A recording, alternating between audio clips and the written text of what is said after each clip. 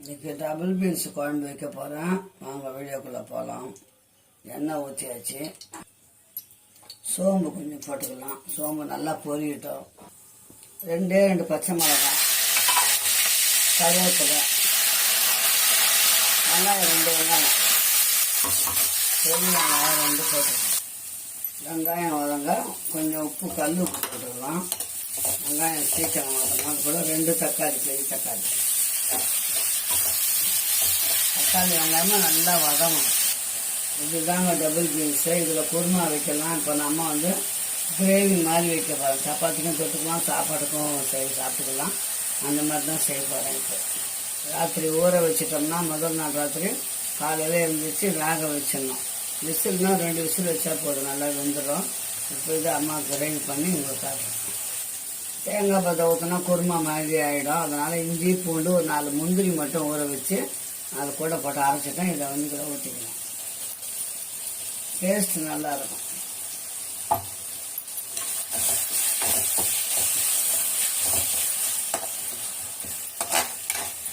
ஒரு யோகமாக செய்கிறது தான்.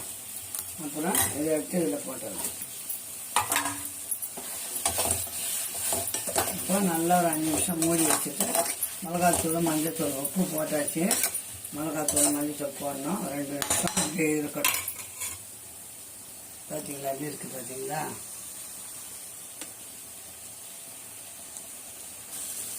தனி மிளகாத்தூள்னா 1 ஸ்பூன் தனியாக போடணும். நான் சாதா மிளகாத்தூள் தான் போடுறேன். 2 ஸ்பூன் போட்டுக்கிறேன். ஏன்னா பச்சை மிளகாய் போட்டுக்கிறோம் இல்லைங்களா, நல்லா காரமாக இருக்கும். மஞ்சள் அவ்வளோதான்.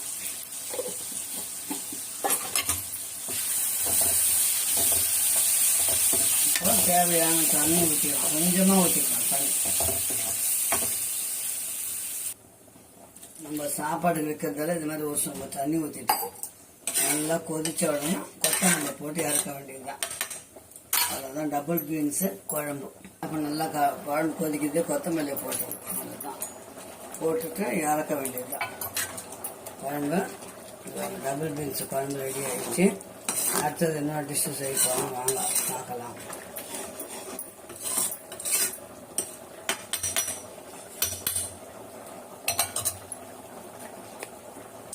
இப்போ இந்த வாழைக்காய் பொடி மாஸ் பண்ண போகிறோம். வாங்க பார்க்கலாம்.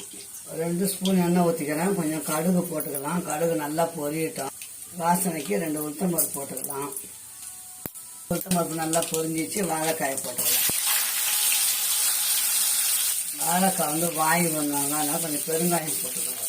அந்த இஞ்சி பூண்டு போட்டோம்னா குழன்னு ஆகிடும். அதனால் பெருங்காயம் மட்டும் போட்டுக்கலாம். கொஞ்சம் மஞ்சள் பொடி, ஒரு 1/4 ஸ்பூனு சால்ட்டு. உப்பு கம்மியாகவே போடுங்க. மிளகாத்தூள்லாம் போட போகிறதில்ல. ஒரு பொடி பண்ணி வச்சுக்கிறோம். அந்த பொடி தான் போட போகிறோம், வேர்க்கடலை பொடி. 2 நிமிஷம் மூடி வச்சிடலாம். நல்லா கொஞ்சம் அனலில் வெந்துட்டு அப்புறம் அந்த பொடியை போட்டு இறக்க வேண்டியது தான். வாழைக்காய் நல்லா வேகணும். வெந்த பிறகு தான் நம்ம அந்த பொடியை போடணும். இது வெந்துடுச்சான்னு குத்தி பாருங்கள். வெந்துடுச்சுன்னா ஒரு 2 ஸ்பூன் போட்டு இறக்க வேண்டியதுதான். அதில் கருவேப்பிலை எல்லாமே போட்டுருந்தா அந்த பொடி வீடியோ பாருங்கள். அம்மா போட்டுக்கிறேன். இன்னும் 2 நிமிஷம் இருக்கட்டும். இந்த பொடி போடுறேன் பாருங்க. அவ்வளோதான். பொடியை போட்டு நல்லா கலரி விட்டு இறக்க வேண்டியது தான். நம்ம வீட்டில் இன்றைக்கி டபுள் பீன்ஸு கிரேவி பண்ணிவிட்டு ரசம் இருக்குது. வாழைக்காய் பொடி மாஸ் பண்ணியாச்சு. இது பிடிச்சிருந்தா அம்மா சேனல் சப்ஸ்கிரைப் பண்ணி, லைக் பண்ணி, ஷேர் பண்ணி, கமெண்ட் பண்ணுங்கள். சூப்பராக இருக்கும் சிலங்களா. இந்த பொடி போட்டிங்கன்னா அம்மா எல்லாத்துக்கும் இந்த பொடி தான் யூஸ் பண்ணுறோம். ஓகே, சரி பாய். மீண்டும் நல்ல வீடியோ சந்திக்கலாம். பாய்.